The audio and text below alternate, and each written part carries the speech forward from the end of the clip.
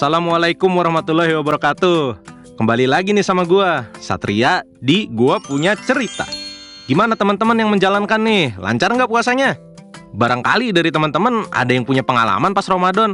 Bisa banget tuh share ke kita. Ketikin aja. Kalau udah, kirimin ke email kita. Siapa tahu kepilih, ntar gue balesin. Nah, sekarang gue ada cerita yang menarik nih.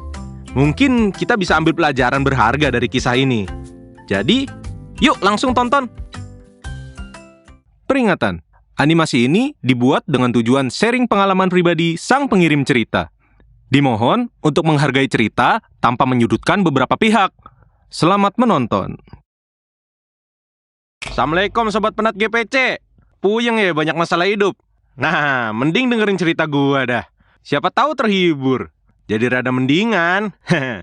Kenalin nih, gua Adam. Gak pakai Hawa ya, belum ada Hawanya. Adam aja. Kali ini gua pengen nyeritain pengalaman gua beberapa tahun lalu. Waktu gua lagi di Arab untuk ibadah umroh.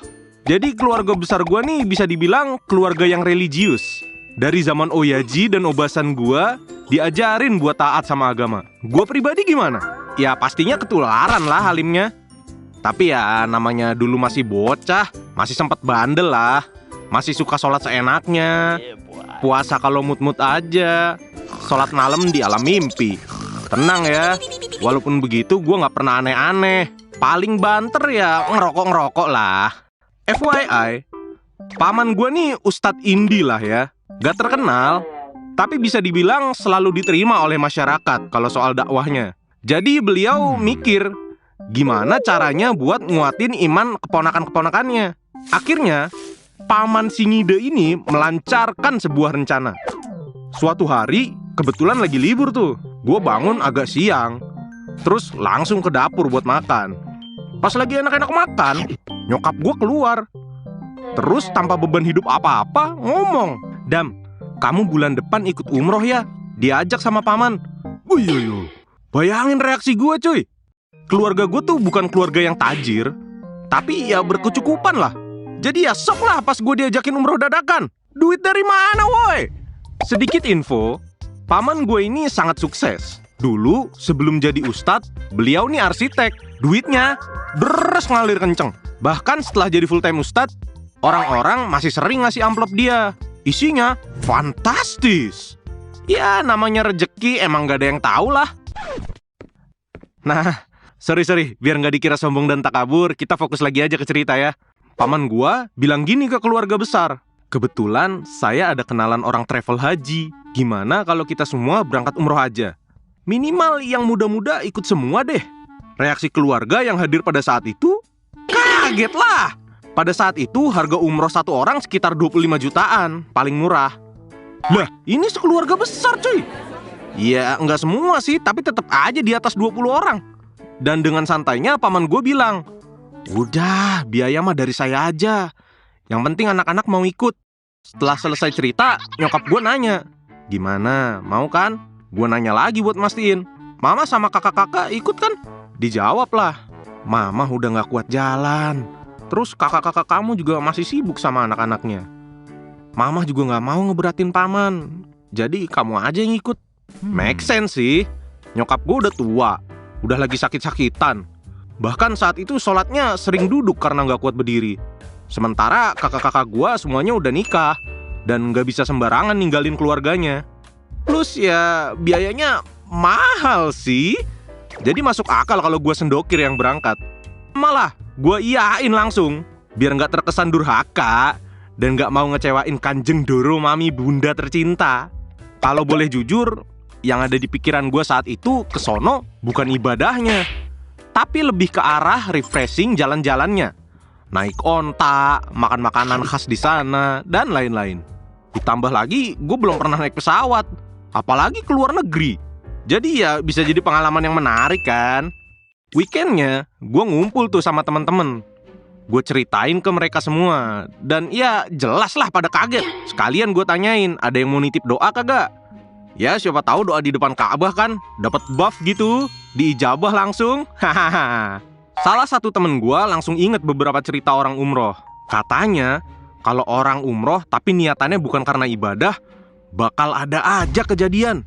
Kayak cerita orang yang gak pernah bisa nyium Hajar Aswad, orang yang ketinggalan sholat, atau apalah itu. Terus dia nyinyir ke gue yang lagi ngerokok tuh. Ayo lo Dam, buang dulu tuh rokok. Ntar masuk Arab, kesamber geledek lu. Disambut dengan ketawaan satu tongkrongan. Pas pulang, sempet kepikiran sih cerita temen gue tuh. Masa sih bakal ada kejadian? Kan gue udah prepare bener-bener. Sholat? Iya sih, gue suka gak langsung sholat pas azan. Tapi sholat mah sholat. Masa giliran ke sono gak bisa sholat? Dan bukan emang sombong atau gimana ya. Fisik gue juga kuat. Desek-desekan di pasar, nerobos orang buat ngantri sembako juga gue jabanin. Masa sholat aja gak kuat? Paling tahayul, pikir gue saat itu. Nggak kerasa tiba-tiba udah waktunya gue berangkat tuh. Rute umroh kita waktu itu ke Mekah dulu, baru ke Madinah. Nah karena gini, kita yang laki-laki harus udah ihram di pesawat. Dan udah niat, setelah turun di Jeddah, kita langsung naik bis menuju kota Mekah. Out of topic dikit, ada beberapa hal yang menurut gue lucu ya selama berada di Arab. Pertama adalah makanan di hotel. Jujur tuh, gue nih udah bener-bener pengen nyicipin makanan Timur Tengah. Gue masuk hall makan, berharap nemu onta guling. Di meja adanya nasi Padang. Kenapa jauh-jauh kemari makanannya nasi Padang? Terus nih, gue baru sadar belakangan. Pas di toko oleh-oleh sih, ternyata orang sini banyak yang fasih bahasa Indo. What the hell? Apalagi di daerah pertokoan. Ternyata karena muslimin emang paling banyak dari kita yang datang. BTW, inget kagak tadi temen gue cerita perihal ada aja kejadian pas umroh buat yang gak niat ibadah. Nah di sini nih, gue mulai ngalamin sendiri. Saat ngiterin Ka'bah, paman gue bilang nggak wajib buat nyium Hajar Aswad. Cukup arahin tangan aja ke arah situ, terus doa. Tapi kalau pengen, silakan aja. Oke, gue sebagai pria muda bertenaga Super Saiyan 3 pengen coba dong. Yaudin, pas kerumunan menipis, gue mendekat ke Ka'bah. Tapi begitu gue deket, keadaan selalu rame lagi. Dan jujur, kalau disuruh adu sikut sama orang Arab yang gedenya kayak Big Show, lah kagak bakal menang gue. Dalam 7 putaran, 3 kali gue coba mendekat, tapi tetep aja kagak kuat gue. Terus ada lagi, saat gue sa'i di Safa Marwah, gue kecapean bukan kepalang. Bawaannya ngos-ngosan, kayak muterin Senayan 100 kali. Padahal larinya santai loh, bukan sprint. Tetep aja capek. Nih napas ngap. Berkali-kali gue tawaf, berkali-kali gue coba mendekat. Gue coba tawaf di waktu berbeda pun tetep aja sama. Kelihatannya sepi, tapi pas mendekat, rame. Dan pas adu fisik, gue gak pernah kuat. Akhirnya sampai kita harus pergi dari Mekah pun, gue gak kesampean nyium Hajar Aswad. Selain itu, sholat gue selalu gak bener. Setiap ruku, gue selalu lupa doanya. Gue sendiri bingung, kok bisa sih? Dari pertama gue lupa nih, gue udah ngapalin lagi di hotel. Sampai hatam di luar kepala. Bahkan gue bikin catatan buat dibaca sebelum sholat. Tetep aja pas ruku selalu lupa. Pada saat itu gue udah pengen cerita ke paman gue, tapi gue segan, takut banget digas atau diomelin gitu. Jadi gue simpen sendirilah. Sampai akhirnya kita ke Madinah. Sesampainya di Madinah, tetep aja gak hilang apesnya. Tiap sholat masih aja ada yang lupa. Jadinya gue selalu sujud syahwi tiap sholat. Akhirnya paman gue notice juga tuh ada yang aneh nih. Kok bisa nih anak tiap sholat sujud syahwi? Tapi beliau diem aja sih, belum tanya apa-apa pada saat itu. Sampai di puncaknya pas malam-malam setelah Isya, gue sama sepupu-sepupu rencana mau keliling buat cari jajanan. Ya dari sebelum berangkat juga gue kan udah niat banget pengen cari susu sama daging onta. Naasnya, pas keliling, gue kepisah dari sepupu-sepupu gue. Panik lah gue. Ini bukan sekedar beda komplek dari rumah, literally di luar negeri cuy. Gue menelpon mereka, tapi jauh dari batas wifi hotel. Nomor gue waktu itu juga belum didaftarin, jadi gak bisa dipakai nelpon.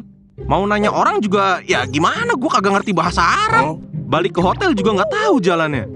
Karena capek dan panik, gue duduk di kursi pinggir jalan.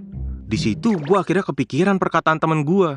Iya ya, lu jauh-jauh diajak umroh, mahal-mahal diajak umroh. Kenapa sih lu gak niatin buat ibadah maksimal, Dam? Akhirnya setelah agak tenang, gue niatin tuh di hati buat langsung ke Nabawi.